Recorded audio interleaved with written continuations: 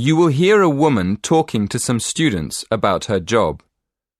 First, in the exam, you will have 20 seconds to look at questions 1 to 4.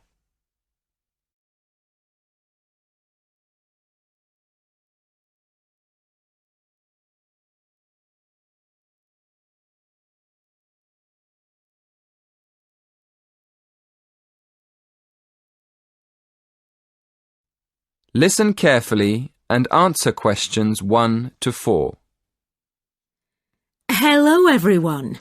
Thank you for inviting me to give a talk in this series of employment lectures. I'm here this evening to tell you about my job. I'm going to tell you what I like about it, what I don't like about it, and what I hope to do in the future. OK, well, I'm a police officer. I've been in the police for just over 5 years, and part of my job is to give talks to students about police work. People often ask why I joined the police, so maybe I'll start there. I've always been interested in law and order, so I went to study law at university. But when I got there, I realised that I was more interested in the practical side of law than the theory. So I applied to work with the police force in my spare time. Then, as soon as I graduated, I was accepted for training. Before you hear the rest of the conversation, you have some time to look at questions 5 to 10.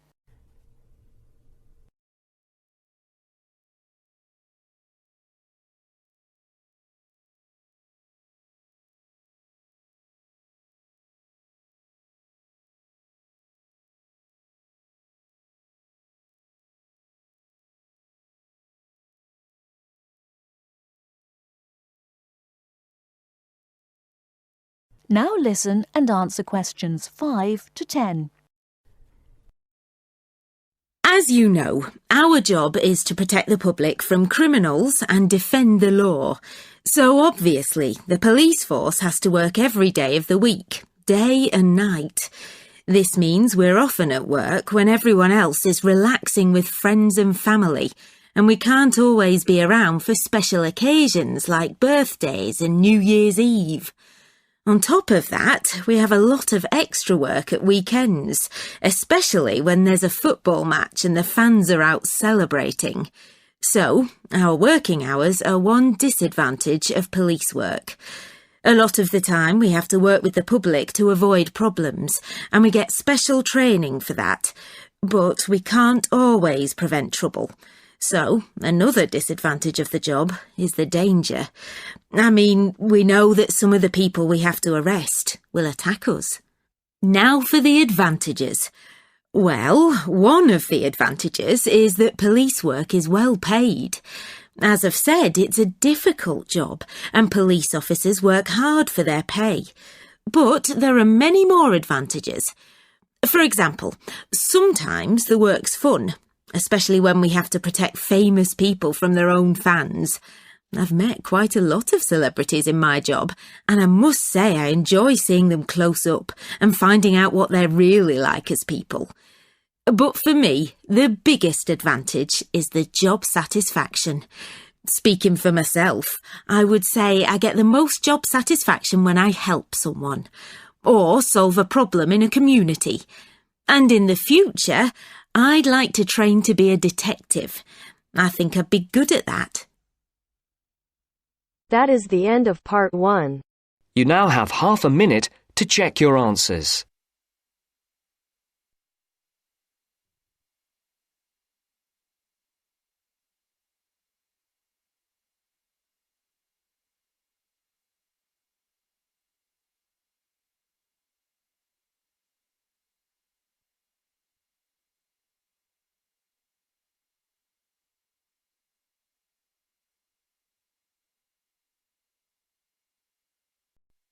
Now turns to part 2. Part 2. You will hear 2 students and their tutor discussing a survey project. First, you have some time to look at questions 11 to 16.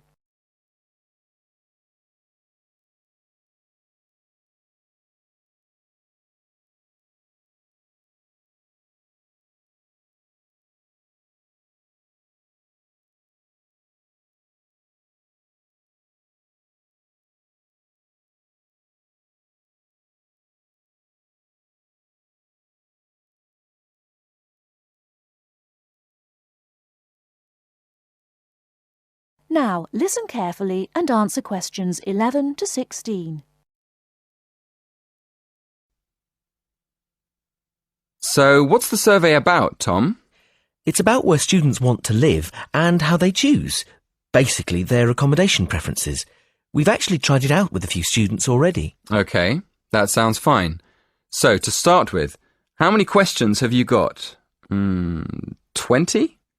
Is that too many? Yes, it is, really. People get fed up answering lots of questions and they stop thinking about their answers. Right, so we need to think about that again. What do you think of the first 3 questions? You want to know what affects students' choice of accommodation when they go to university? Yes, we want to find out which has the most effect, the cost, the number of rooms in the house or flat, or the distance from campus. And then we asked another question. Oh, yes? What else did you want to find out? Well, we wondered whether public transport was important. You know, not many students have cars, so it might be quite important for them to be near somewhere where they could catch a bus or train. Yeah, that's a good question. Before you ask any more people, I've got a couple of suggestions for improving the questionnaire. First of all, I think you need to ask fewer questions. As I said, 20 is really too many. I'd cut it down to 10 if I were you. Okay, 10 questions only. And is there anything else you think we should do? Well, yes. Some of the questions are actually quite complicated. I think you should make them clearer. I think they should be easier to understand. And what do you think about asking more questions about cost? No, I don't think you need any more about cost.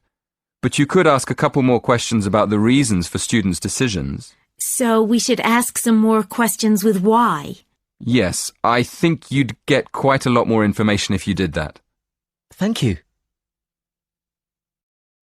Before you hear the rest of the talk, you have some time to look at questions 17 to 20.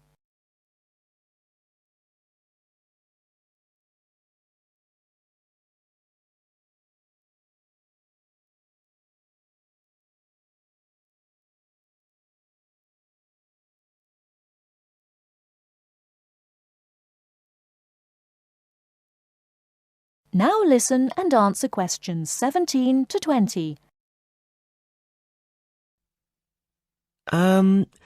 We've already got some results from our first questionnaire. Do you think we could use them? I don't see why not. What have you found out so far? Well, the number of rooms was only important for 16% of the people we asked. It looks like a lot of students are quite happy to share a room, and even fewer people were concerned about being near a bus stop. Only 10%, in fact. I'm surprised about that. But what about the distance from the university? Well, that was quite important. Around 20% of the students we asked wanted to be close to campus. That makes sense. And what about the cost? Yeah, as we expected. The cost was by far the most important factor. More than half the students were concerned with the cost.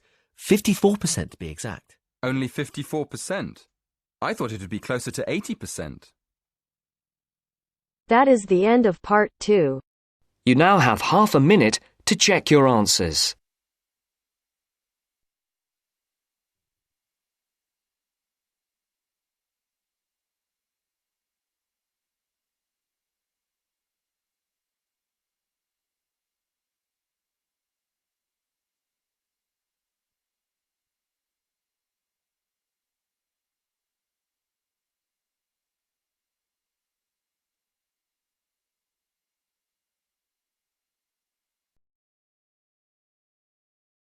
Now turns to part 3. Part 3. You will hear some students discussing an assignment about zoos. First, you have some time to look at questions 21 to 25.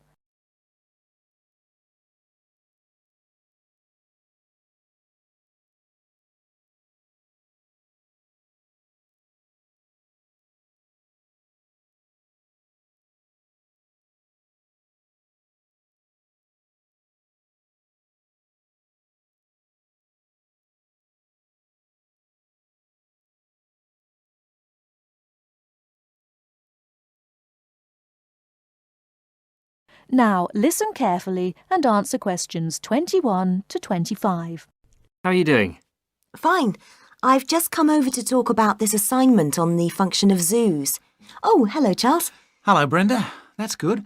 I've just been in the library looking at some stuff. I think Adrian's been on the web. Yes, I have. Well, that's great. What have you found out about zoos? I've been looking into the history both of zoos and of keeping animals generally. I didn't think we had to do that. Yes, it was one of the topics we had to research. We definitely need to cover it, even if only briefly, I think. After all, people have kept animals for recreation and pleasure for centuries.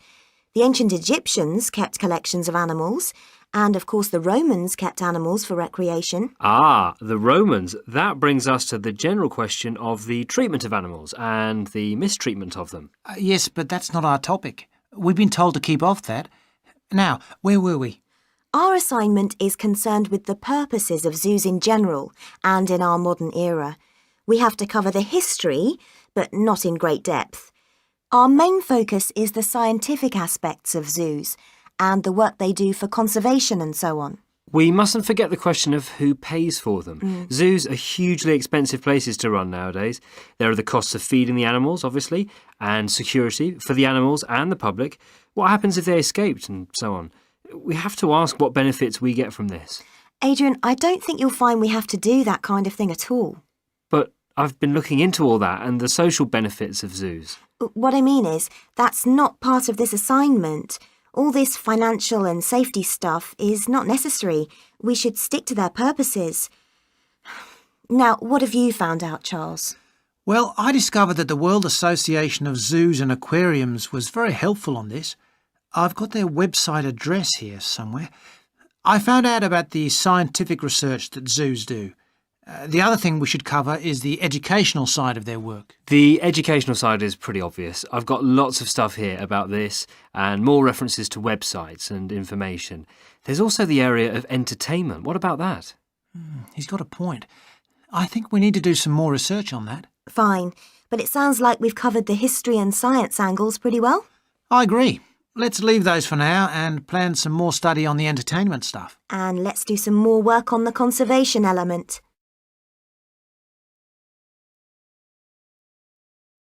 Before you hear the rest of the talk, you have some time to look at questions 26 to 30.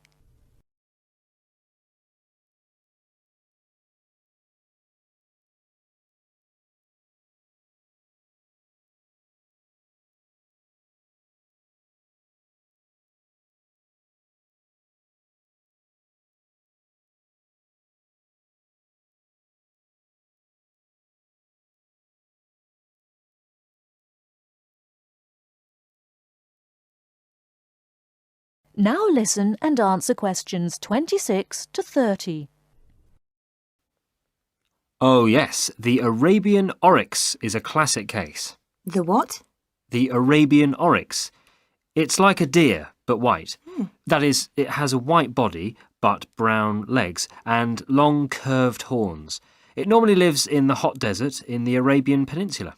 Anyway, in the 70s, the population declined, and in 1972, the last wild oryx was shot and it became extinct in the wild. There were a few left in zoos in the United States where there was a captive breeding program. This was so successful that in 1982, a small population was reintroduced into the wild. Hunting of wild animals was made illegal, and there are now about 300 in Oman. Oh, Although there was a big problem there, I believe. The population went up to about 450 in the 90s, and then illegal hunting did take place. The population crashed again, and the programs had to be restarted. But that's been successful, and there are now, I believe, as you say, several hundred in the wild. This is all available on the websites that Adrian has noted. There was a similar program in Saudi Arabia, and I think there are hundreds in the desert there now. we can use that as a definite success story. And what have you found out? Yes, what have you come up with? I'm going to the library now. Good. That is the end of part 3. You now have half a minute to check your answers.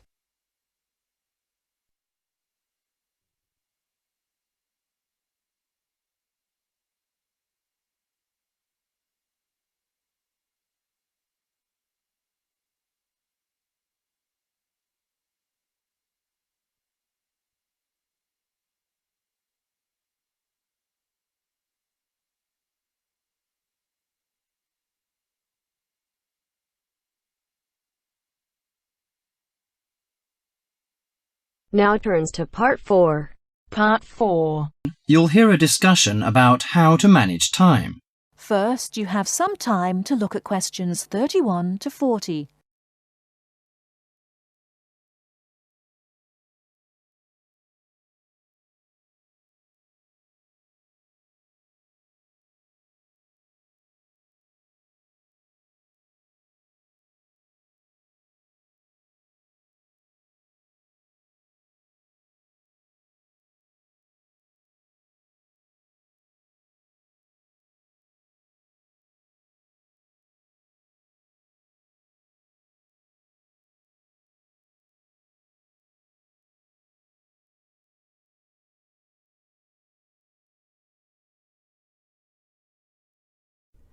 Now, listen carefully and answer questions 31 to 40.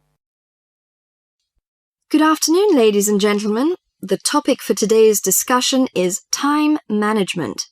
It's very important that you develop effective strategies for managing your time to balance the conflicting demands of time for study, leisure, earning money, and job hunting. Here is an exercise which will help you to identify areas in which you might be able to improve your time management. Try to answer the 40 questions as honestly as you can, and then score yourself from 1 to 4 in each area. You have 5 minutes to finish them. Okay, please stop and look at the screen. According to your answers, you can find in which area or areas you get the minimum scores, and I can give you some strategies to improve them. I find I get the lowest score in the area of using lists. I don't have the habit of keeping a list. What use does it have? Keeping a to-do list is a useful reminder system to tell you of when you need to do what. Don't try to remember everything in your head. Carry a pen and paper or organizer wherever you go to write down the things you need to do, including appointments and deadlines. Do you think a daily list of tasks is necessary? Yes, it is an excellent way to focus your mind on important objectives. Make sure you update your list daily, crossing off completed tasks and adding new tasks. Urgent or important tasks can be highlighted with an asterisk. I find it difficult to set goals. How do I set myself specific and clearly defined goals? You must make sure that these goals are realistic and achievable. To do this, you first need to examine your present situation and assess what goals are important to you and what action you need to take to achieve your target. I am in the final year and trying to find a job. I can't combine the pressures of intensive study with finding time to apply for jobs. Sometimes you need an alternative route to your goal in case you have to change your plans. For example, taking a relevant postgraduate course if you can't get a job. Whenever the examinations sneak up, I start getting nervous. I don't know how to organise my time to deal with so many subjects. You should have a regular venue for revision, such as the library, where you're free from distractions. Plan out a revision schedule or timetable so you devote enough time to each subject. You can also use past examination papers when revising to familiarise yourself with the sort of questions that might be asked. When revising, take a few minutes break every so often to clear and refresh your mind and allow some time off for complete relaxation. I'm always late for everything. You know, the deadline of papers and seminar reports.